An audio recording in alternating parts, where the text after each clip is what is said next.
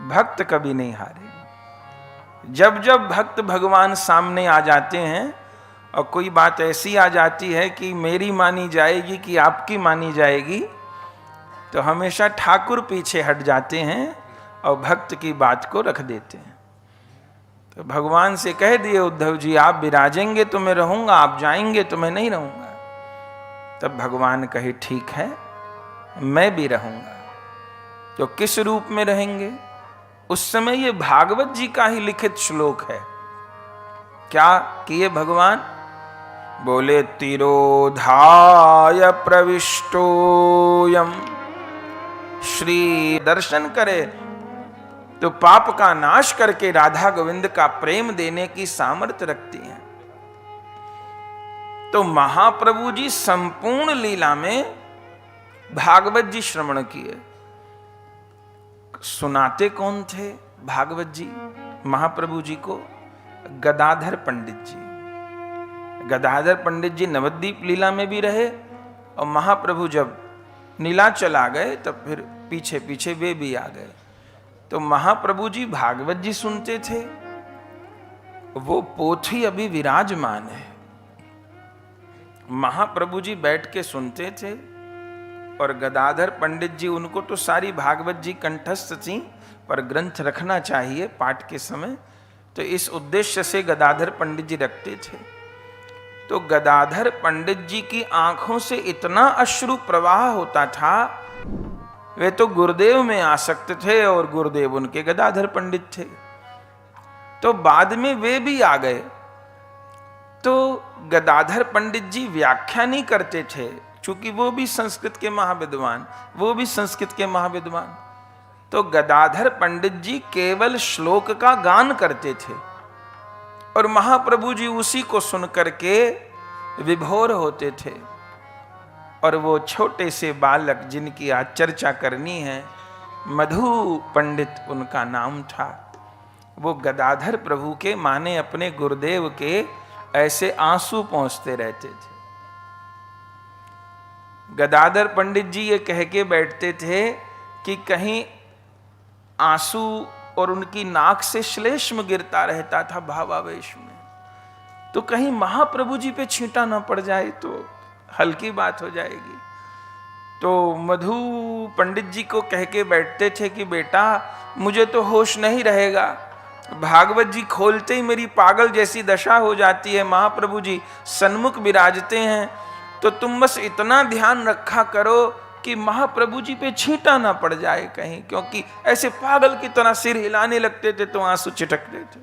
वस्त्र से जल की धारा ऐसे नीचे बहती रहती थी, ऐसा अश्रु प्रवाह भागवत जी के श्लोक का पाठ करे से। अब मधु गोस्वामी जी बालक थे तो उनको पूरा तो समझ आता नहीं था कि क्या गदाधर पंडित जी बोल रहे, क्या महाप्रभु जी सुन रहे, पर दोनों का रोते रोते, किसी पर आश्रित नहीं है। आप सबको आ रहा है ये तो बड़ी प्रसन्नता है, पर किसी दिन न भी आवे किसी को तो भी हमको आता है कि नहीं आता।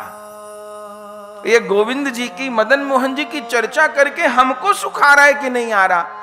श्री भगवत रसिक जी कहते हैं, मैं वृंदावन के तृतीय ठाकुर श्री गोपीनाथ जी को प्रणाम करता हूं, जिनको मधु गोस्वामी जी अपने हृदय से लगाई। कौन है मधु गोस्वामी जी? मधु गोस्वामी जी श्री राधा कृष्ण मिलित तनु श्री कृष्ण चैतन्य महाप्रभु जी के प्रधान परिकर श्री गदाधर पंडित जी के शिष्य हैं। गौर कथा तो आपने 2 बार श्रवण की ही है, उसमें गदाधर पंडित जी के विषय में भी सुना है।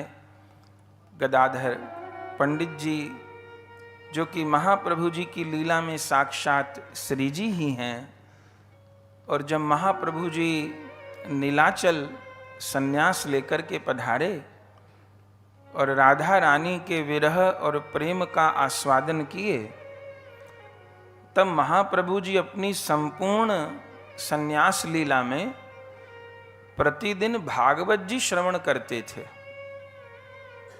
जो भागवत जी हैं वह वैष्णवों का संविधान है।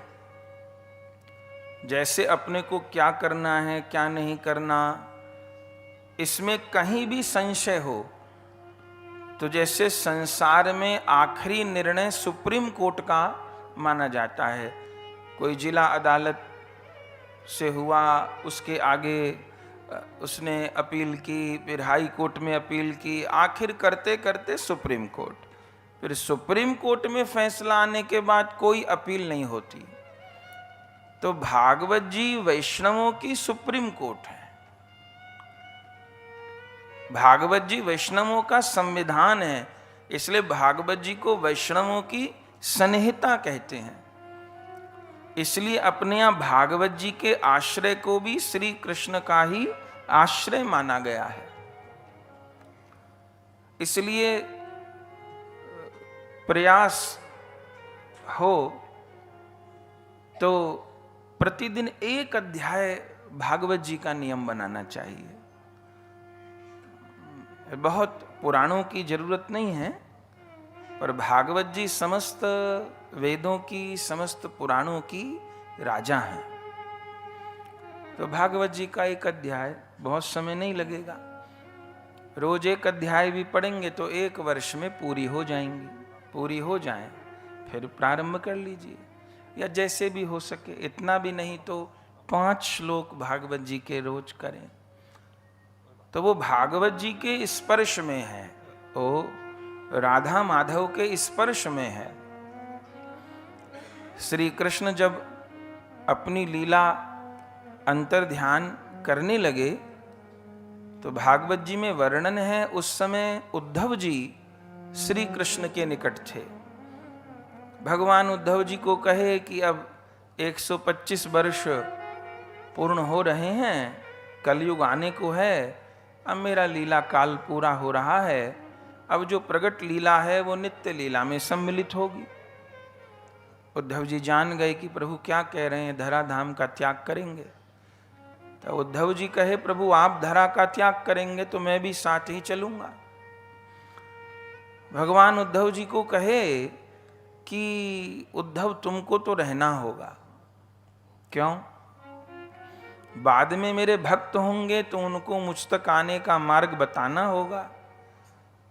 और तुम जब ब्रजवासियों को समझाने गए थे तब तुम पर गोपिकाओं का प्रेम रंग चढ़ गया था, और उस समय तुमने राधा रानी से वर मांगा था, आसाम अहो चरण रेणु जशाम अहम श्याम वृंदावने किमपि गुल्म लता औषधि नाम।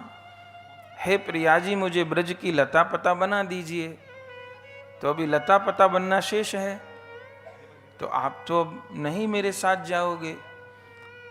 उद्धव जी कहे कि ये तो बात ठीक है, लेकिन मैं आपके बिना भी तो नहीं रह सकता। मेरे प्राण तो राधा माधव के चरण में ही विराजते हैं।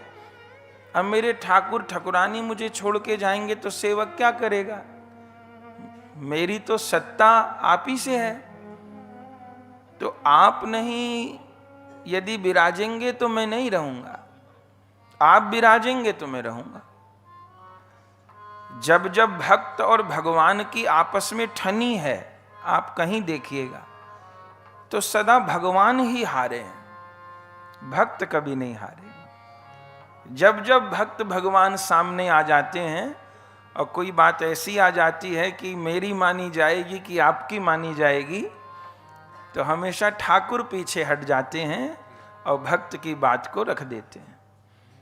तो भगवान से कह दिए उद्धव जी, आप विराजेंगे तो मैं रहूंगा, आप जाएंगे तो मैं नहीं रहूंगा। तब भगवान कहे ठीक है, मैं भी रहूंगा। तो किस रूप में रहेंगे? उस समय ये भागवत जी का ही लिखित श्लोक है। क्या किए भगवान? बोले तिरोधाय प्रविष्टोयम। श्री दर्शन करे तो पाप का नाश करके राधा गोविंद का प्रेम देने की सामर्थ्य रखती हैं। तो महाप्रभु जी संपूर्ण लीला में भागवत जी श्रवण किए। सुनाते कौन थे भागवत जी महाप्रभु जी को? गदाधर पंडित जी। गदाधर पंडित जी नवद्वीप लीला में भी रहे और महाप्रभु जब नीलाचल आ गए तब फिर पीछे पीछे वे भी आ गए। तो महाप्रभु जी भागवत जी सुनते थे, वो पोथी अभी विराजमान है, महाप्रभु जी बैठ के सुनते थे और गदाधर पंडित जी, उनको तो सारी भागवत जी कंठस्थ थी पर ग्रंथ रखना चाहिए पाठ के समय, तो इस उद्देश्य से गदाधर पंडित जी रखते थे। तो गदाधर पंडित जी की आंखों से इतना अश्रु प्रवाह होता था कि पहले प्रेस तो होती नहीं थी, तो हाथ से ही ग्रंथ लिखे जाते थे, तो पृष्ठ की स्याही धुल गई। ऐसा अश्रु प्रवाह आंख से गदाधर पंडित जी को होता था, महाप्रभु जी को होता था कि पोथी भीग जाती थी, अक्षर धुल जाते थे, जो स्याही होती थी धुल जाती थी। ऐसी भागवत जी गदाधर पंडित जी ने सुनाई और ऐसी भागवत जी श्री महाप्रभु जी ने सुनी। उन्हीं गदाधर पंडित जी की सेवा में एक ब्राह्मण बालक रहता था, जिसका जन्म भी बंगाल में हुआ था। जब महाप्रभु जी पधारे थे तब वो गदाधर पंडित जी के यहां भागवत जी पढ़ने वह बालक जाया करता था और उसने गदाधर पंडित जी से ही दीक्षा ग्रहण की थी।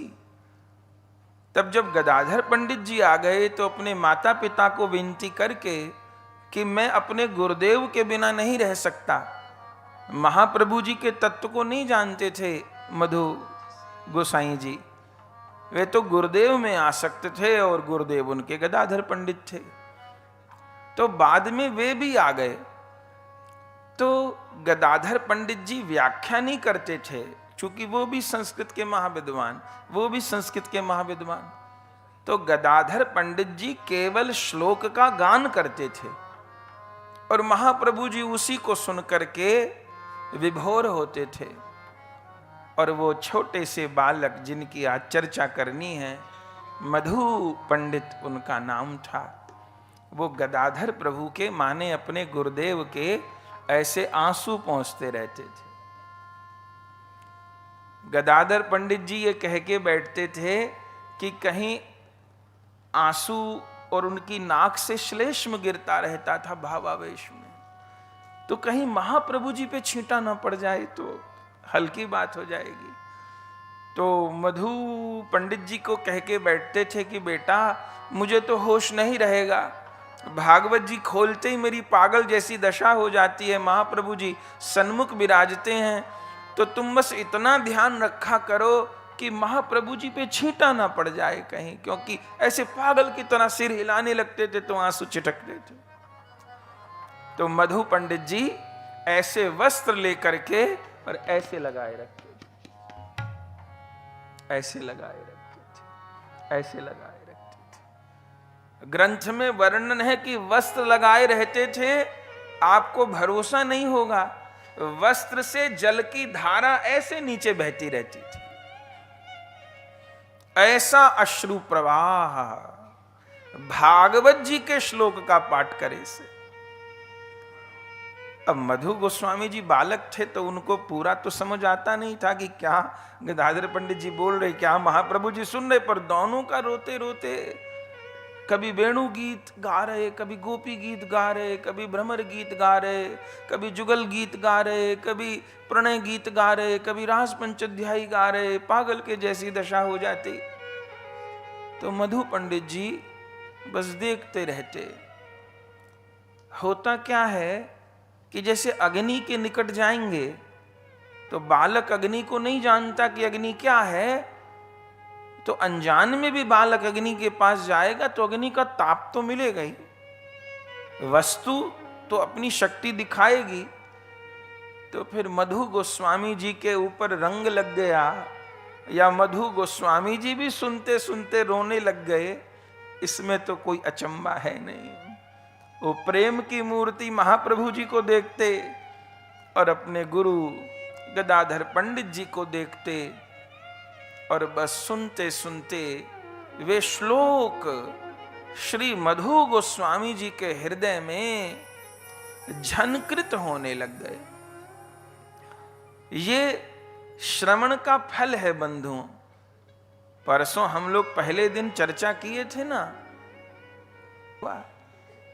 तो ऐसे ही गुरुदेव के द्वारा कान के माध्यम से भक्त के हृदय रूपी गर्भ में नाम रूपी मंत्र रूपी बीज का रोपण होता है, और फिर वैष्णव जब नवधा भक्ति करता है, वह अंतर इतना है, मां के जो 9 महीने होते हैं वो तो एक समय के बाद बीत जाते हैं, पर हमारे वो जो भक्ति के 9 महीने हैं, जो 9 सीढ़ियां हैं, वो कई बार जन्म बीत जाता है, हम लोग तय नहीं कर पाते।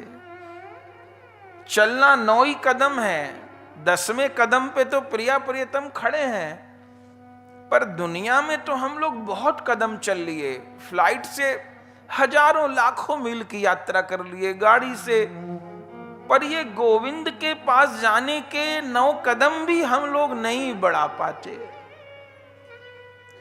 स्त्री तो 9 महीने पूरे कर लेती है तो उसको लौकिक संतान की प्राप्ति हो जाती है, पर हमको तो अलौकिक श्यामा शाम चाहिए ना। तो उन अलौकिक श्यामा शाम की प्राप्ति के लिए वे जो 9 चरण हैं, वे श्रवणम कीर्तनम विष्णु स्मरणम पाद सेवनम अर्चनम वंदनम दास्यम सख्यात्मनिवेदनम।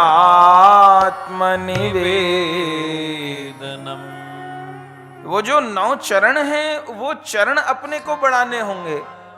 हम लोग आर्थिक उन्नति बहुत किए, हम लोग पारिवारिक उन्नति भी किए, सामाजिक उन्नति भी किए, सब कुछ किए, बहुत अच्छी बात है, लेकिन हम आध्यात्मिक उन्नति किए कि नहीं किए? आध्यात्मिक उन्नति से अर्थ ये नहीं है कि हमको कितने लोग जान गए। आध्यात्मिक उन्नति ये नहीं है कि पहले मेरे 100 लोग पैर छूते थे, अब 1000 छूते हैं, अब 1 लाख छूते हैं, सब हमको महाराज जी कहते हैं, गुरु जी कहते हैं, हमारे चरण छूना चाहते हैं, हमको बुलाना चाहते हैं। ये हमारी आर्थिक उन्नति नहीं है, सावधान। हमारी आर्थिक उन्नति ये है कि जब हम नाम करने बैठते हैं, निताई गौ राधे श्याम राधे, तो नेत्र बंद करके नाम गान में हमको कितना सुख मिलता है।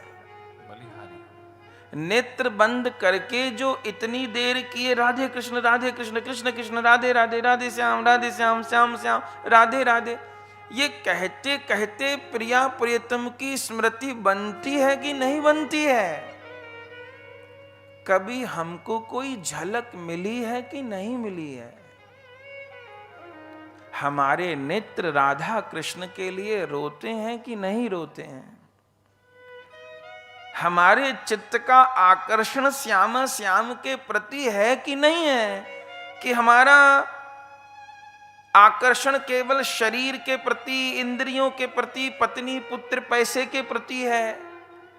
ये आकलन है।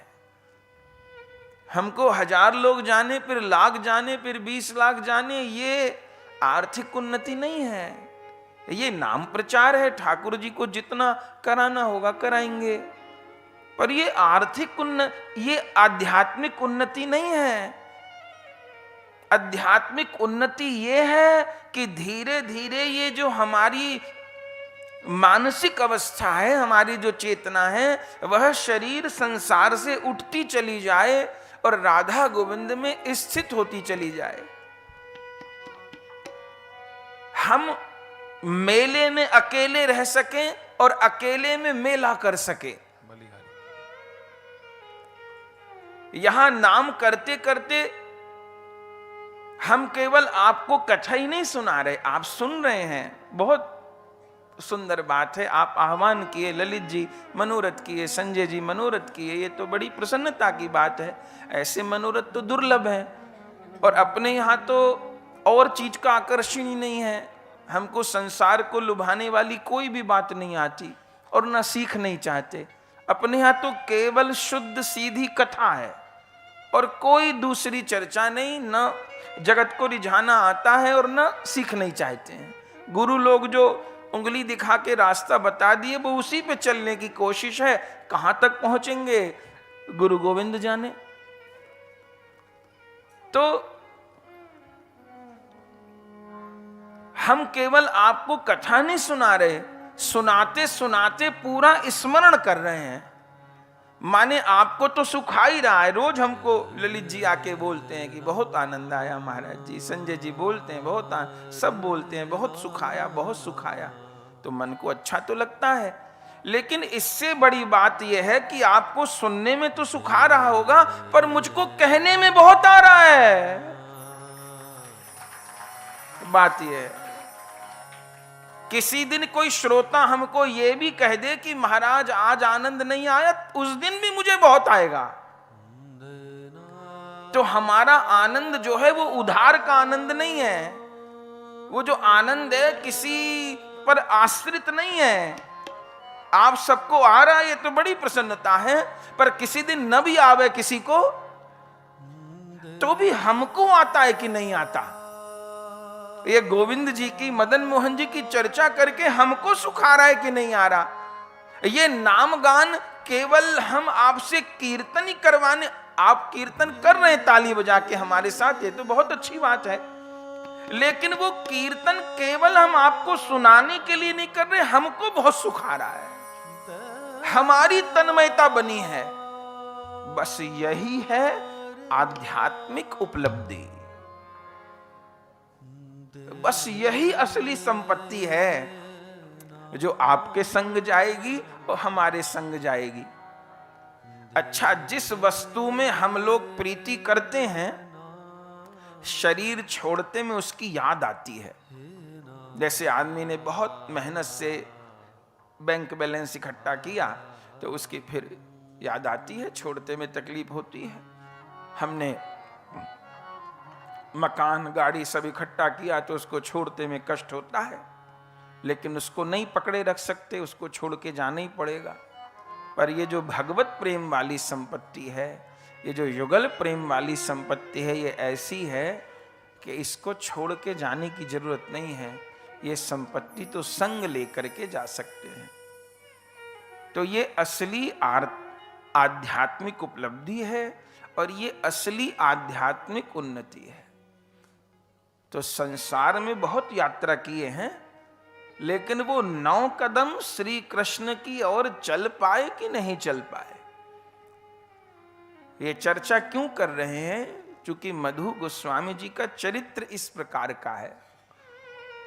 उनको गोपीनाथ जी मिले, वो तो हम लोग सुनेंगे अब, लेकिन उनको गोपीनाथ जी मिले उसका प्रारंभ कहां से हुआ? वो पहले दिन की जो कथा है वो मधु गोस्वामी जी के लिए बिल्कुल ठीक बैठती है। गदाधर पंडित जैसे गुरु मिले, उन्होंने मंत्र नाम सुना करके मधु बालक के हृदय में बिठा दिया गोपीनाथ को, और फिर वो श्रवण भक्ति का पहला महीना, वो कीर्तन भक्ति का दूसरा महीना, वो स्मरण भक्ति का तीसरा महीना, वो नवधा भक्ति के 9 महीने उन्होंने पार किए, वो 9 कदम उन्होंने पार किए। तब 10वीं बेर में क्या हुआ? जो भगवत रसिक जी लिखे, तीजे गोपीनाथ मिले नहीं, क्या लिखा? तीजे गोपीनाथ मधु हंसी कंठ लगाए, तीजे गोपीनाथ मधु हंसी कंठ लगाए। चौथे राधा रमण भट्ट गोपाल लड़ाए। चौथे राधा रमण भट्ट गोपाल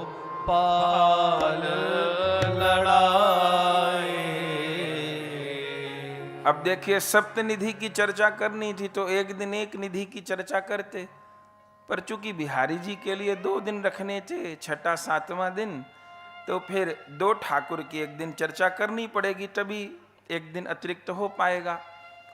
तो फिर अपने से यह हुआ कि गोपीनाथ जी और राधा रमण जी की चर्चा एक दिन करेंगे। पर आश्चर्य देखिए, भक्तमाल जी खोल के देखिएगा, छप्पे संख्या 94 और ठाकुर की तो नाभा गोस्वामी जी अलग अलग चर्चा किए हैं, लेकिन गोपीनाथ जी और राधा रमण जी की एक ही छप्पे में किए हैं। यहां पर भी प्रभु साथ दे दिए।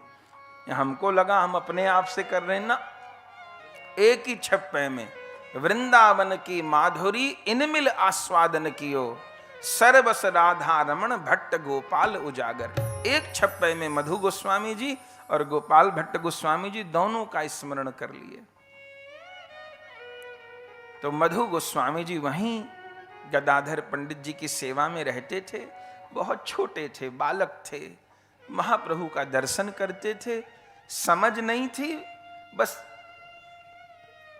पास में रहते थे, आंसू पहुंचते थे, जल आदि देते थे, पर महाप्रभु का दर्शन तो निष्फल जाएगा नहीं।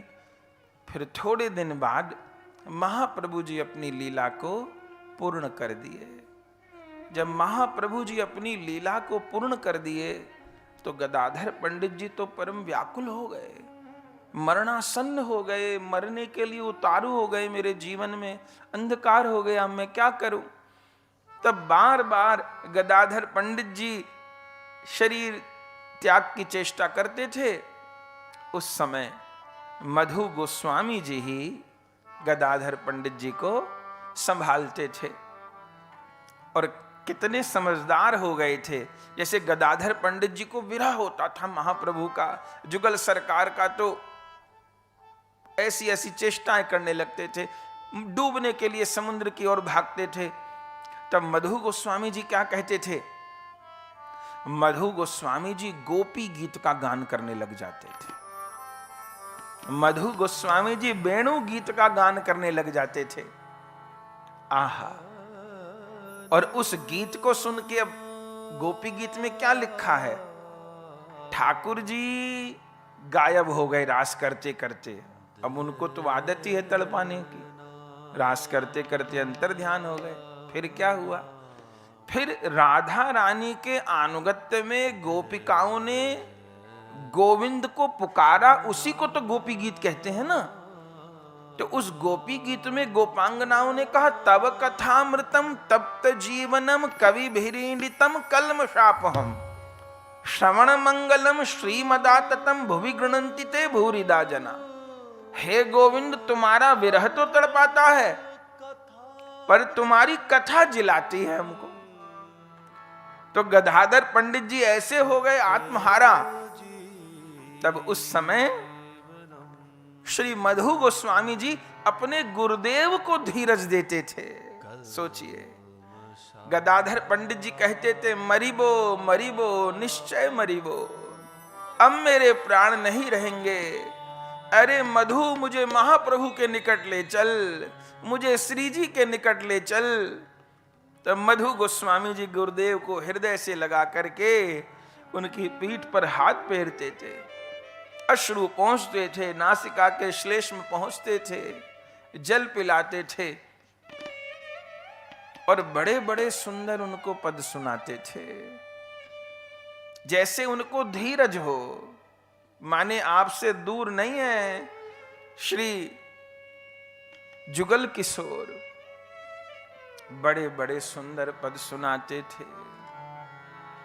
राधा कृष्ण प्राण मोर जुगल किशोर, राधा कृष्ण प्राण मोर जुगल किशोर, राधा कृष्ण प्राण मोर जुगल किशोर, राधा कृष्ण प्राण मोर जुगल किशोर। जीवने मरने गति आर नाही मोर, यार नहीं मोर। जीवन मरणे गति यार नहीं मोर। जीवन मरण गति यार नहीं मोर। कालिंदीर कूले केली कदम्बेर बाँ। कालिंदीर कूले केली कदम्बेर बाँ। कालिंदीर कूले केली कदम्बेर बाँ। कालिंदीर कूले केली कदम्बेर बाँ। रतन वेदीर ऊपर बसाब दुजान। रतन वेदीर ऊपर बसाब दुजन। रतन वेदीर ऊपर बसाब दुजान। रतन वेदीर ऊपर बसाब दुजन। श्याम गौरी अंगे दीबो चंदनेर गंध। श्याम गौर अंगे दीनो चंदनेर गंध। श्याम गौर अंगे दीबो चंदनेर गंध। श्याम गौर अंगे दीनो चंदनेर गंध। श्यामर ढोलाब कबे हेरी मुख चंद। श्यामर ढोलाब कबे हेरे मुख चंद। श्यामर ढोलाब कबे हेरी मुख चंद। श्यामर ढोलाब कबे हेरी मुख चंद। गाछिया माल तीर माला।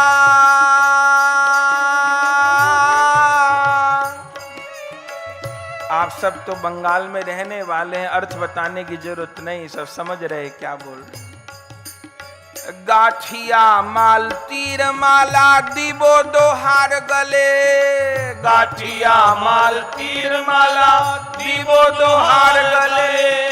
गाठिया माल तीर माला दीबो दोहार गले। गाठिया माल तीर माला दीबो दोहार गले।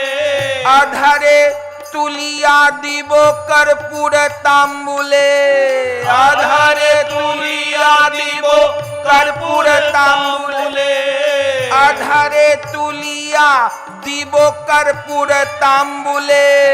अधरे तुलिया दीबो कर्पूर तांबुले। ललिता विशाखा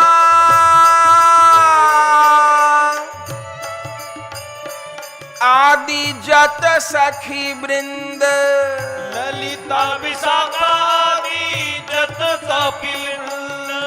ललिता विशाखा आदि जत सखी वृंद। ललिता विशाखा आदि जत सखी वृंद। आज्ञाय करीब सेवा चरनार बिंद। आज्ञाय करीब सेवा चरनार विंद। आज्ञाय करीबो सेवा चरनार बिंद। आज्ञाय करीबो सेवा चरनार विंद। श्री कृष्ण चैतन्य प्रभु दासेर अनुदास। श्री कृष्ण चैतन्य प्रभु दासेर अनुदास। श्री कृष्ण चैतन्य प्रभु दासेर अनुदास। श्री कृष्ण चैतन्य प्रभु दासेर अनुदास।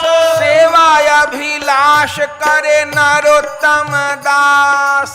सेवाय अभिलाष करे नरोत्तम दास। सेवाय अभिलाष करे नरोत्तम दास। सेवाय अभिलाष करे नरोत्तम दास। सेवा अभिलाष करे नरोत्तम दास। सेवा विलास करे नरोत्तम दास। राधा कृष्ण प्राण मोर जुगल किशोर। राधा कृष्ण प्राण मोर जुगल किशोर। जीवन मरण गति यार नाही मोर। जीवन मरण गति यार नाही मोर। ऐसे कीर्तन सुनाते थे।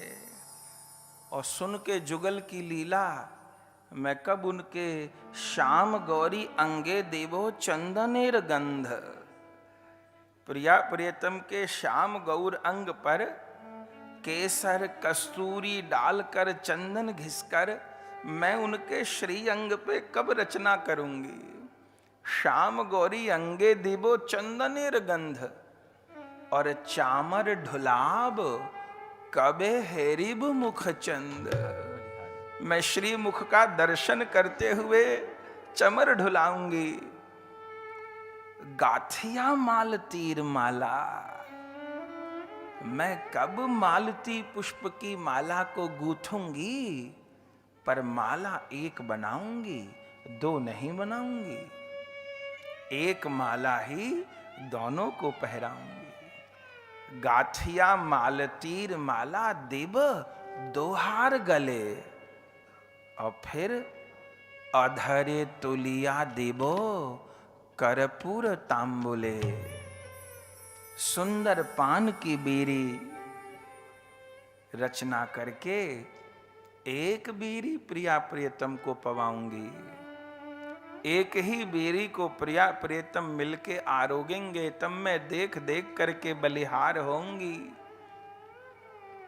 और ललिता विशाखा आदि जत सखी वृंद, सेवा तो बहुत करना चाहती हूं, सारी सेवा करना चाहती हूं, लेकिन अपने मन से नहीं करूंगी। तो ललिता विशाखा आदि जत सखी वृंद आज्ञाय, वहां पर भी आज्ञा है, यहां पर भी आज्ञा है। इसलिए मनमाना आचरण तो कभी नहीं।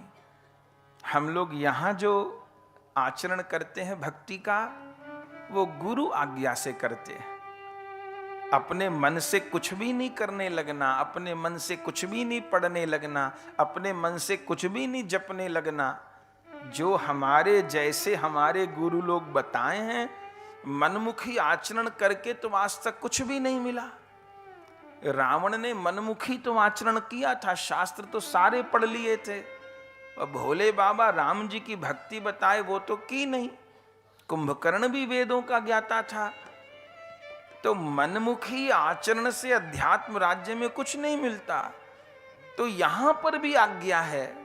यहां हम लोग अपने संत सदगुरु की या जो गुरुदेव के समानांतर महापुरुष हैं उनकी आज्ञा से, शिक्षा गुरु की आज्ञा से भजन मार्ग में प्रवृत्त होते हैं। और वहां पर भी आज्ञा है। लीला में प्राप्ति के बाद भी आज्ञा है। बोले ललिता जी आज्ञा करती हैं साधक सखी को, अरे पुष्पमाला बना, अरे पान की बेरी बना। तो जो राधा दासी गण है वो सीधा प्रिया प्रियतम को पान की बीरी नहीं देती। कैसे देती हैं? साधक सखी ने पान की बीरी बनाई, अब वो पान की बीरी अपनी गुरु सखी के हाथ में देती हैं। ठीक, जो गुरु सखी हैं वो अपनी गुरु सखी के हाथ में देती हैं। फिर चलते चलते वो बीरी ललिता सखी के हाथ में पहुंचती है, और फिर ललिता सखी प्रिया प्रियतम को पवाने लगती हैं। प्रिया प्रियतम को बड़ा स्वाद आता है, तो ललिता जी से पूछते हैं, प्रिया प्रियतम कौन ने बीरी बनाई है? तब ललिता सखी संकेत कर देती हैं, उस किंकरी ने, उस मंजरी ने बनाई है। इतने से प्रिया प्रियतम प्रसन्न हो जाते हैं। तब कभी ललिता सखी, कभी गुरु सखी उस साधक सखी को ले जाके प्रिया प्रियतम के चरणों में छोड़ देती हैं। तब राधा गोविंद मधु हंसी कंठ लगाए, तीजे गोपीनाथ मधु हंसी कंठ लगाए। मधु गोस्वामी गोपीनाथ को कंठ लगाए, गोपीनाथ मधु गोसाई को कंठ लगाए। तब प्रिया प्रियतम कंठ लगा लेते हैं। तो यहां पे भी आज्ञा, वहां पे भी आज्ञा। ललिता विशाखा आदि जत सखी वृंद आज्ञाय करीब सेवा चरण अरविंद। तो इन पदों को गाते और धीरे धीरे फिर गदाधर पंडित जी को सांत्वना होती। लेकिन पहले ये सेवा वे केवल गुरुदेव की सांत्वना के लिए करते थे कि मेरे गुरुदेव का विरह शांत हो, अत्यंत व्याकुल हो रहे हैं। लेकिन हुआ क्या? हुई बड़ी अटपटी बात। यही गुरु लोगों के सानिध्य में हमको मिलता है। कोई ये पूछे कि ये 7 दिन की कथा का क्या फल है? आदमी तो जानना चाहता है। एक बात तो साफ हम करें कि हम पुण्य प्राप्ति के लिए तो कुछ भी नहीं करते, और ज्यादा पुण्य के चक्कर में पड़िएगा भी मत। पुण्य है कांच का गिलास, प्रेम है सोने का गिलास। कांच का गिलास देखने में बहुत अच्छा होता है, लेकिन जरा हाथ से फिसल गया, टूट गया, 1 पैसे की कीमत नहीं। सोने का गिलास हाथ से फिसल भी गया तो भी कीमत कम नहीं होती। इसलिए वैष्णव जन पुण्य प्राप्ति के लिए भी कुछ नहीं करते। वैष्णव जन केवल राधा कृष्ण की प्रेम प्राप्ति का प्रयास करते हैं। भरत जी कहे ना, अर्थ न धर्म न काम रुचि, पद न चाहूं निर्वाण, जन्म जन्म रति राम पद यह बरदान नान। मुझे सीता राम के चरणों की रति चाहिए। तो कोई पूछे 7 दिवस की कथा का फल क्या है, तो एक ही फल है, उसका नाम है कि इस कथा से हम सबके हृदय में पात्रता के अनुरूप युगल प्रेम की जागृति तो होगी। किसी दिन किसी आचार्य की दृष्टि हम लोग पे पड़ेगी। सभी आचार्य हमारे लिए तो भगवत रूप है। हो सकता है रूप गोसाई की दृष्टि पड़ जाए, सनातन गोस्वामी की पड़ जाए, मधु गोसाई की, गोपाल भट्ट जी की, हित हरिवंश जी की, स्वामी हरिदास जी की, जिस आचार्य की दृष्टि पड़ जाए। और अपने गुरुदेव क्या कहते? बोले राजा चितई और रानी भई। कहावत का अर्थ आप समझे? राजा चितई रानी भई। बोले कैसे? बोले राजा ने किसी स्त्री को देखा और वो स्त्री उस राजा को पसंद आ गई, तो क्या समझिए? ये समझिए कि अब वो स्त्री रानी बनेगी। क्यों? क्योंकि राजा को पसंद आ गई, अब तो रानी बन के रहेगी। बोले राजा चितई रानी भई, ऐसे आचार्य की कृपा दृष्टि भई तो मानिए भगवत प्राप्ति हुई। संत सदगुरु की कृपा दृष्टि भई तो मानो भगवत प्राप्ति भई। तो कोई पूछे इस कथा का क्या फल है, क्या मिलेगा? अब कलयुग में तो आदमी 10 मिनट कहीं न दे बिना फल श्रुति के, तो 7 दिन इतने इतने घंटा बैठ के क्यों?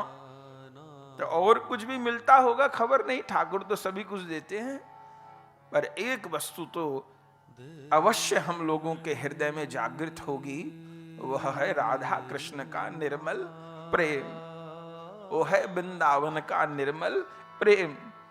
हमारा धाम के प्रति प्रेम जागृत होगा। हम लोग यदि वृंदावन को सामान्य नगर समझ रहे हैं तो उसकी महिमा का कुछ हमको भान होगा। यदि हम गोविंद गोपीनाथ बिहारी जी राधा वल्लभ जी को मूर्ति समझ रहे हैं तो हमको समझ में आएगी मूर्ति नहीं, साक्षात प्रिया प्रियतम खड़े हैं। हमको उन महापुरुषों के त्याग वैराग्य की भी कोई महिमा समझ आएगी। और यदि जीवन के अंतिम क्षण में किसी बात की स्मृति हो गई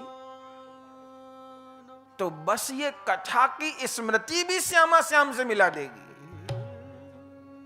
क्योंकि श्यामा श्याम और उनकी कथा न्यारी वस्तु नहीं है। तब कथामृतम तत्व जीवन कभी भी नींडितम कल्मषापहम।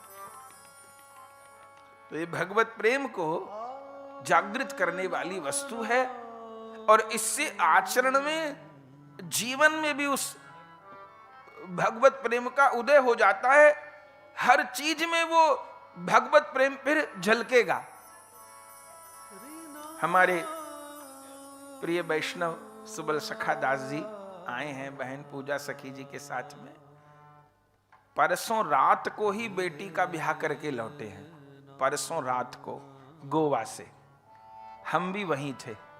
बिटिया का ब्याह था 3 दिन का, और आश्चर्य इस बात का है, ब्याह तो सभी के बेटा बेटी के हो रहे, बेटी वाले भी कलकत्ता से, बेटे वाले भी कलकत्ता से थे, लेकिन था लड़के वाले का भाव कि गोवा में ब्याह हो। अब इनको लगा कि कहाँ गोवा, तो नाम ही बदनाम है गोवा का, तो वहाँ पर क्या, पर बोले कि नहीं, वहाँ पर जो सबसे बड़ा वो था बैंकट था, कई किलोमीटर में फैला था वो, तो वहाँ पे रख लिया। तो भैया से चर्चा हुई कि अब बेटे वाले की तो बात माननी पड़ती है, क्या करें। तब आपने कहा कि वहीं ब्याहुला रख लें हम लोग, तो वहीं उत्सव हो जाए। और आश्चर्य आपको होगा, कहने को तो ब्याह करने गए थे बेटी का, वहां ऐसा दिव्य राधा माधव का विवाह उत्सव हुआ, वो YouTube पे उपलब्ध है। हम भी यहाँ पे सीधा गोवा से ही आए, आप लोग परसों रात को आए, हम एक दिन पहले आ गए। कहने को ब्याह था, पर वो पूरा विवाह ही प्रिया प्रियतम को समर्पित हो गया। पहले बेटे वाले को उतना रुचि नहीं थी, फिर जब ब्याहुला हो गया तो सुबल सखा हमको बोले कि मेरे समधी मेरे से गले लग करके एकदम सजल नेत्र हम होके हमसे बोले, अरे संजय जी वो क्या था, अरे संजय जी वो कैसा उत्सव था, वो कैसी ठाकुर जी की बारात आई, वो कैसा, अरे अरे अरे हम तो सोच रहे थे कि नहीं भाई ये क्या ब्याह में कोई ये सब होते, कीर्तन कथा होती है क्या। बोले इतने बेवल होके कि मुझे लगा कि सफल हो गया मेरा। तो अच्छा ये कब होगा, ये कैसे होगा, ये एक वैष्णव के जीवन में ही हो सकता है, ये वैष्णव को ही विचार आ सकता है।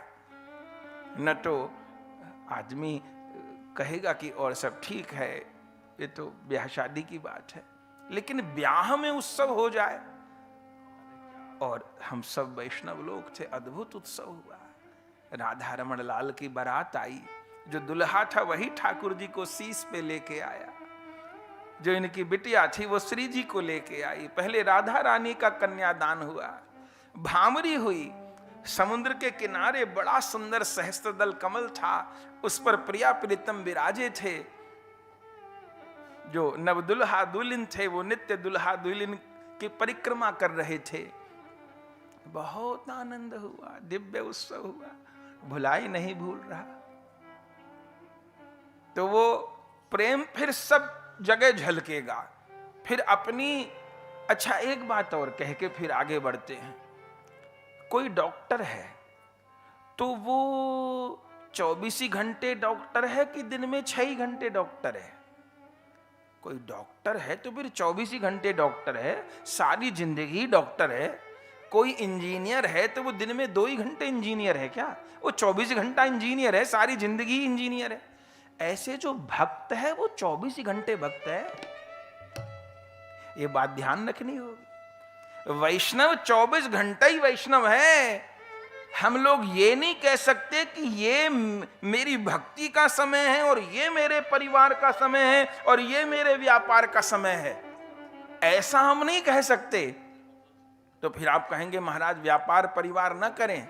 बोले नहीं, सारा समय ठाकुर जी का है, पर प्रभु ने मुझे ये परिवार की सेवा भी दे दी है, साथ में ये व्यापार की सेवा भी दे दी है, ये और दूसरी सेवा भी दे दी है। पर मैं 24 घंटे हूं श्यामा शाम का। जैसे 24 घंटे डॉक्टर डॉक्टर ही है, इंजीनियर इंजीनियर ही है, ऐसे वैष्णव ऐसा थोड़ी कि दिन में सुबह 1.5 घंटा तो वो वैष्णव है, बाकी समय क्या है 22.5 घंटा कुछ और है क्या ना। वैष्णव 24 घंटा वैष्णव है। मैं अभी भी प्रिया प्रियतम का हूं, स्त्री के साथ हूं तब भी प्रिया प्रियतम का हूं, पुत्र के साथ हूं तब भी प्रिया प्रियतम का हूं। अरे वैष्णव तो चिता पे लेटा है, वो तब भी प्रिया प्रियतम का है, वो सब समय प्रिया प्रियतम का है। हम सदैव सदा उनके हैं। तो ये कथा उस भगवत प्रेम का प्रकाश करने वाली है। तो मधु गोस्वामी जी का चरित्र बड़ा अद्भुत है। तो सुनते थे, फिर गदाधर प्रभु महाप्रभु के अंतर ध्यान हो पर व्याकुल रहने लगे तो उनको सांत्वना देते थे, चुप कराते थे, गोपी गीत आदि सुनाते थे, पद सुनाते थे। अब ये कराते कराते गदाधर पंडित जी का विरह शांत हुआ कि नहीं हुआ खबर नहीं। लेकिन वो विरह की अग्नि मधु गोस्वामी जी के हृदय में प्रज्वलित हो गई। इसलिए ये जो प्रेमाग्नि है, ये जो प्रेमा भक्ति है, ये अचीव नहीं की जाती है, ये रिसीव की जाती है। ये जो प्रेमा भक्ति है अचीव नहीं की जाती है, रिसीव की जाती है। बोले अचीव रिसीव में क्या अंतर है? बोले जब हम किसी वस्तु को प्राप्त करते हैं ना, तो कहीं उसका अभिमान भी आ जाता है। ये प्राप्त नहीं की जाती साधन से, ये रिसीव की जाती है, गुरुदेव से ग्रहण की जाती है। ये तो मधु गोस्वामी जी सांत्वना देते थे गुरुदेव को, पर गुरुदेव का विरह तो क्या शांत होना था। वो अग्नि मधु गोस्वामी जी के हृदय में लग गई। और अब कौन किसको संभाले? अब शिष्य गुरु जी को संभाले कि गुरु जी शिष्य को संभाले? और मधु गोस्वामी जी तो इतने व्याकुल हो गए, इतने व्याकुल हो गए कि उनको तो प्राण ही रखना भारी हो गया। और वो रात दिन बस व्याकुल होकर के गुरुदेव से, पहले तो गुरुदेव विरह में कहते थे मुझे जुगल किशोर से मिला दे, महाप्रभु से मिला दे। अब वो कहते थे हे गुरुदेव एक झलक प्रिया प्रियतम की करा दो। आप तो कहते हो वो नित्य रास करते हैं वृंदावन में, एक झलक करा दो रास बिहारी की। आपकी तो मुट्ठी में जुगल सरकार है, आपने तो अधीन किया हुआ है। एक बार एक बार एक बार आपन प्राण बंधु लय, आपन प्राण बंधु लय। कोथाए बा कौन कुंजे आछो, कोथाए बा कौन कुंजे आछे। आपन प्राण बंधु लय, आपन प्राण बंधु लय। कोथाए बा कौन कुंजे राखो, कोथाए बा कौन कुंजे आछे। विरह भार धरा न जा, विरह भार धरा न जा। विरह भार धरा न जा। विरह भार धरा न जा। गोपीनाथ पावो कोथा, गोपीनाथ पावो कोथा। गोपीनाथ पावो कोथा। गोपीनाथ पावो कोथा। विरह भार धरा न जा, विरह भार धरा न जा। गोपीनाथ पावो कोथा। गोपीनाथ पावो कोथा। बोल बोल ओ तरुलता, बोल ओ तरुलता। बोल बोल ओ तरुलता। बोल ओ तरुलता। श्याम बंधु गेलो कोथा, श्याम बंधु गेलो कोथा। श्याम बंधु गेलो कोथा। श्याम बंधु गेलो कोथा। ओ वंशीवट बोलो, बंसी बट बोलो। ओ वंशीवट बोलो। बंसी बट बोलो। वंशीधारी कोथाए गेलो, बंसीधारी कोथाए गेलो। बंशीधारी कोथाए गेलो। बंसीधारी कोथाए गेलो। बोल बोल ए ब्रजेर धेनु, बोल बोल ए ब्रजेर धेनु। बोल बोल ए ब्रजेर धेनु। बोल बोल ए ब्रजेर धेनु। कोथाए আমার কালা কানু, कोथाए আমার काला कानू। কোথায় আমার কালা কানু। कोथाए আমার काला कानू। বিরহ ভার ধরা না যা, विरह भार धरा न जा। বিরহ ভার ধরা না যা। विरह भार धरा न जा। প্রাণ বন্ধু পাবো কোথা, प्राण बंधु पावो कोथा। প্রাণ বন্ধু পাবো কোথা। प्राण बंधु पावो कोथा।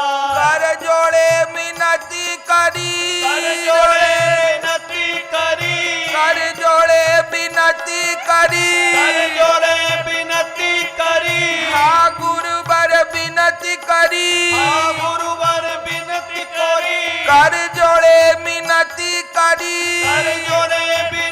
আমাদের মিলায় দাও বংশীধারী মিলায় দাও বংশীধারী এ মিলায় দাও বংশীধারী মিলায় দাও বংশীধারী বিরহ বার ধরা ন যা ভার ধরা ন যা বিরহ ভার ধরা ন যা ভার ধরা ন যা গোপীনাথ পাবো কোথায় গোপীনাথ পাবো কোথায় গোপীনাথ পাবো কোথায় গোপীনাথ পাবো কোথায় কোথায় বা কোন কুঞ্জে আছো কোথায় বা কোন কুঞ্জে আছো কোথায় বা কোন কুঞ্জে আছো কোথায় বা কোন কুঞ্জে আছো আপন প্রাণ বন্ধু লয়ে আপন প্রাণ বন্ধু লয়ে আপন প্রাণ বন্ধু লয়ে আপন প্রাণ বন্ধু তোমার আদর্শনে প্রাণে মরি আদর্শনে প্রাণের মাই আদর্শনে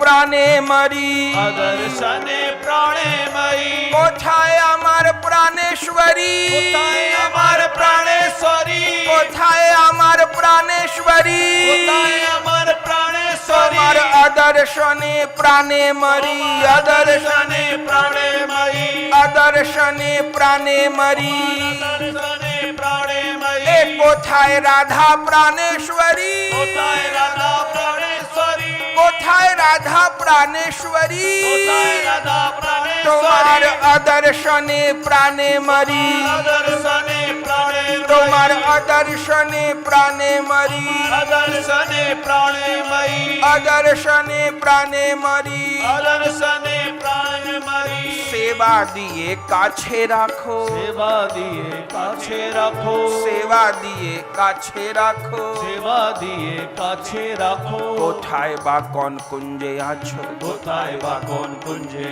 আছো কোথায় বা কোন কুঞ্জে আছো কোথায় বা কোন কুঞ্জে আছো বিরহ ভার ধরা না যা বিরহ ভার ধরা না যা গোপীনাথ পাবো কোথায় গোপীনাথ পাবো কোথায় गोपीनाथ पाबो गोपीनाथ पावो कोথায় ऐसे नहीं प्रकट हुए गोपीनाथ